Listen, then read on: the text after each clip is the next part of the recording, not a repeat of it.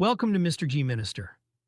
If you're here, you're ready to explore powerful stories and teachings that speak directly to our hearts, no matter where we are in life. In a world of endless distractions and pressures, we need real guidance, wisdom that cuts through the noise and reveals the path of faith, purpose, and strength. Here we dive deep into the Word, unearthing lessons that Jesus and his followers have preserved for us. Today we're journeying into the life of Jezebel, a woman who wielded influence like no one else in her time. But Jezebel's story is a cautionary tale about losing sight of truth, about the cost of pursuing power at all costs, and about the devastating emptiness that can follow. Her story from centuries ago has echoes that ring out in our own world today, and I believe it has much to teach us if we're willing to listen. If you're interested in hearing more stories like these, stories that bring us closer to God's truth, go ahead and hit that subscribe button. We're on a journey to grow in faith together, and I'd love for you to be part of it.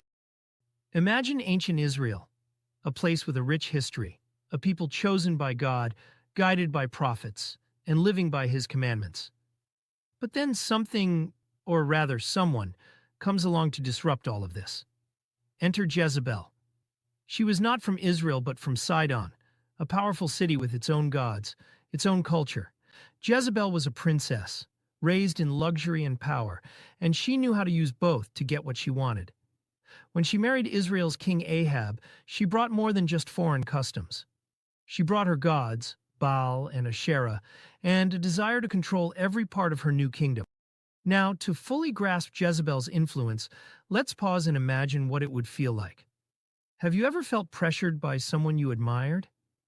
Maybe a popular figure or even a friend who seemed to have it all together, but their way of life challenged your own beliefs. That's exactly what Israel felt as Jezebel's influence spread.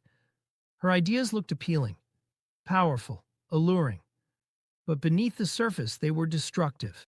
Jezebel wasn't just another queen. She wasn't content with sitting on the sidelines. She was hungry for power and determined to reshape Israel's faith.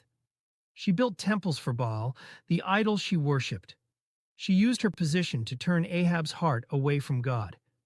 And anyone who dared to oppose her? She silenced them. She hunted down the prophets of God, destroying anyone who would challenge her authority. But God did not abandon his people.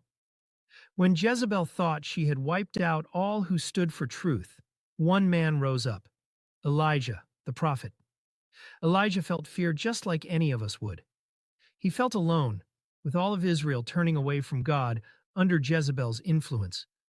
But in that loneliness, he found his courage, and he trusted God enough to stand up to an entire system of corruption. Elijah called out Jezebel's prophets, her false priests, and challenged them to a showdown on Mount Carmel. This was a defining moment. Imagine Elijah, one man standing against hundreds of Jezebel's prophets, facing a king and queen who wanted him dead. It's easy to wonder how anyone could have the courage. But Elijah knew something they didn't. He knew that God is real, and he knew that God would not let his people be led astray without showing them the truth. And then, the fire came down from heaven.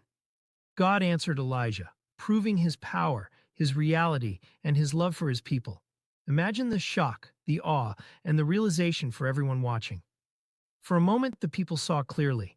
They saw God's power and Jezebel's deception. So what does Jezebel's story mean for us today in 2024? Jezebel isn't just a figure from the past. Her spirit is alive in the world we live in. We're constantly surrounded by voices, images, and people who tell us that success means power, that happiness comes from being in control, or that faith is something outdated and irrelevant. Think about it. How often are we pressured to put our faith aside to fit in? How many times do we hear messages that say we should be our own gods, that we don't need anyone but ourselves? Jezebel's story teaches us that these ideas lead to emptiness. Jezebel had power, yes, but she also had hatred, fear, and loneliness. She sought control, but in the end, it controlled her. God's message to us is different.